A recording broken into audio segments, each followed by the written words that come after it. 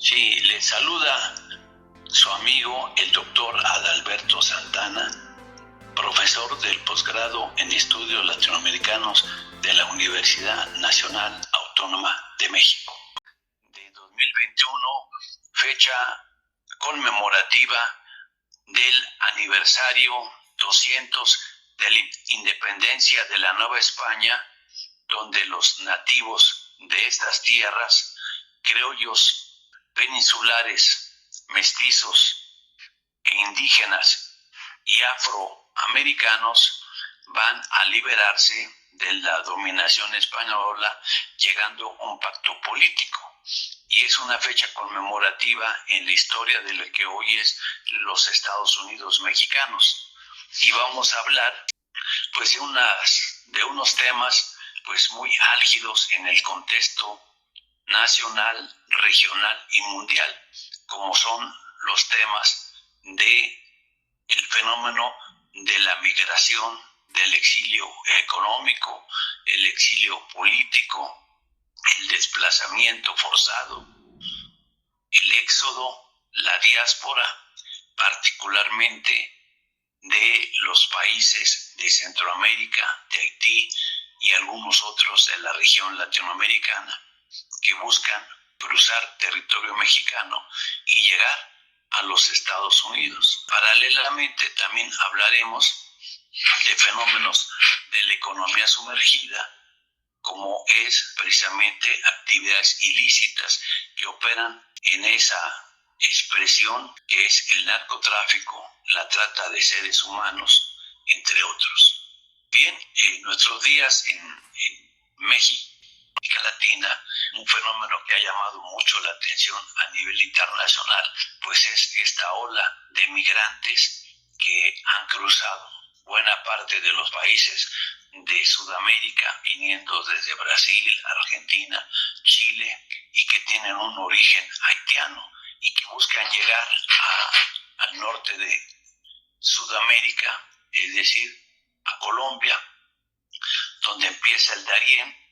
el tabón del Darién, que es la entrada al istmo centroamericano, y cruzar esa región para llegar a Panamá y de ahí continuar su viaje a Costa Rica, Nicaragua, Honduras, Guatemala y llegar a la frontera con México para introducirse al territorio mexicano. Se ha hablado que más de 80,000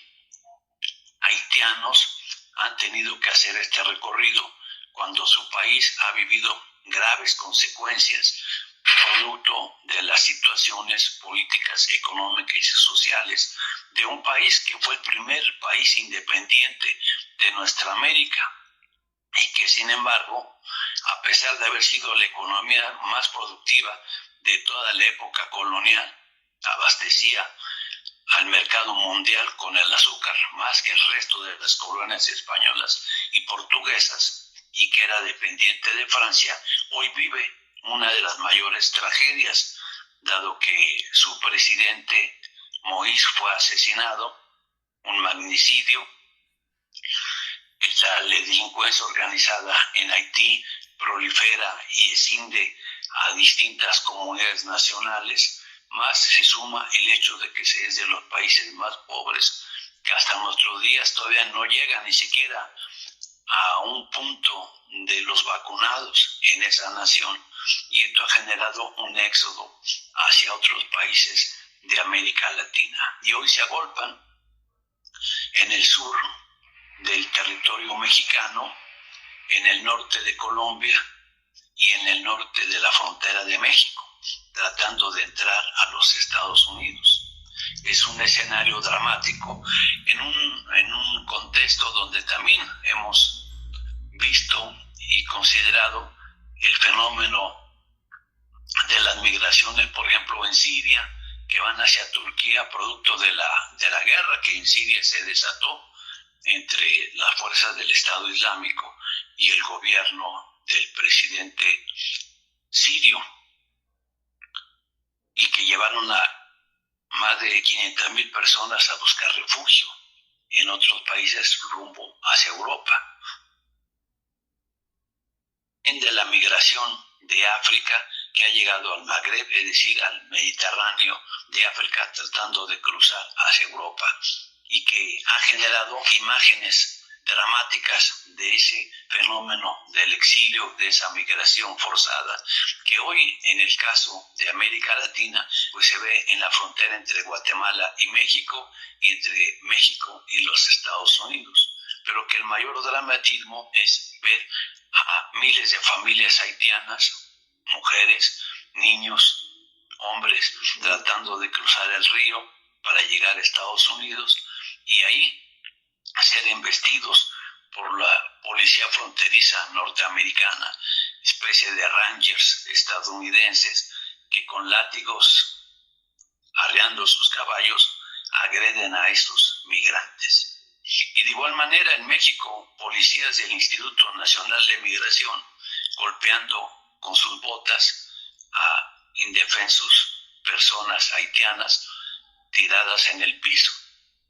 Es decir, encontramos una discriminación en contra de los sectores más vulnerables que lo representa hoy pues los migrantes, y en particular los migrantes haitianos. Es un dramático escenario que, decíamos, huyen por las condiciones en Haití, donde también la delincuencia organizada pues ha generado toda esta diáspora hacia el exterior, pero llegan a territorio mexicano o centroamericano y ahí también son víctimas de la delincuencia organizada.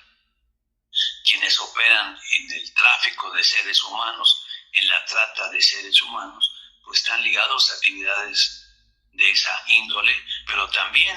al narcotráfico, en los grupos organizados, en las bandas organizadas que hay en Haití, que hay en Honduras con los maras, o que hay con los sicarios en el caso mexicano y colombiano,